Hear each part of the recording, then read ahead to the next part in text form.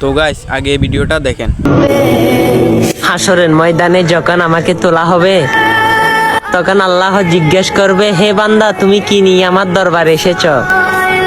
তখন আমি আমার আল্লাহকে বলবো, হে আল্লাহ আমি কিছু আমল নিয়ে আপনার দরবার আসতে পারি নাই, কিন্তু এর আমলের চেয়ে বড় একটা আমল হচ্ছে আমি হযরত মুহাম্মদ সাল্লাল্লাহু আলাইহি সাল্লামের উম্মত ছিলাম। সে নবীকে দুনিয়া থাকতে হযরত আসওয়াতের মতো ভালোবাসতে পারি নাই, হযরত ওয়াইস করণীর মতো আশেক হতে পারি নাই, হযরত হানজালার মতো জীবন দিতে পারি নাই, হযরত জুবাইর আনসারীর মতো এমন কষ্ট করে সে রসুলের বাণীগুলো মানুষের কাছে তুলে ধরতে পারি নাই। কিন্তু একটাই আমল ছিল, তার উম্মত হয়ে আমি দুনিয়াতে এসেছিলাম, সে উম্মত হয়ে আজকে হাসরের ময়দানে আমি দাঁড়িয়েছিলাম।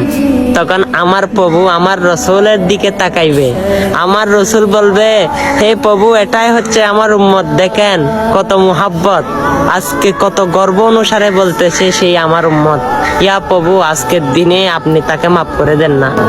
তখন আমার রসুলের কথা শুনে আমার আল্লাহ বলবে, হাবিব আমি চাই আপনি নবী হাসরের ময়দানেও হাসেন, তাই আপনার উম্মতকে আমি আজকের দিনে মাফ করে দিলাম। সুবহানাল্লাহ সুবহানাল্লাহ। অবশ্যই জানি না সে সৌভাগ্য হয় কিনা, অবশ্যই সে রসুলের কিছুই না পারেন, সুন্নাতটা ধরে রাখেন, সে রসুল দেখবেন এই কাহিনীটাও দেখবেন আপনার সাথে ঘুরে যাবে, সে কাহিনীটাও আপনার সামনে উপস্থাপন হবে। আমার রসুলকে দেখে দেখে আপনি দেখবেন জান্নাতের ফেরদৌসে ঢুকতে পারবেন।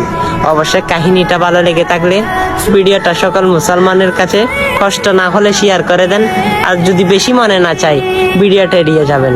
আল্লাহ সবাইকে হেদায়েত দান করুক, আমিন।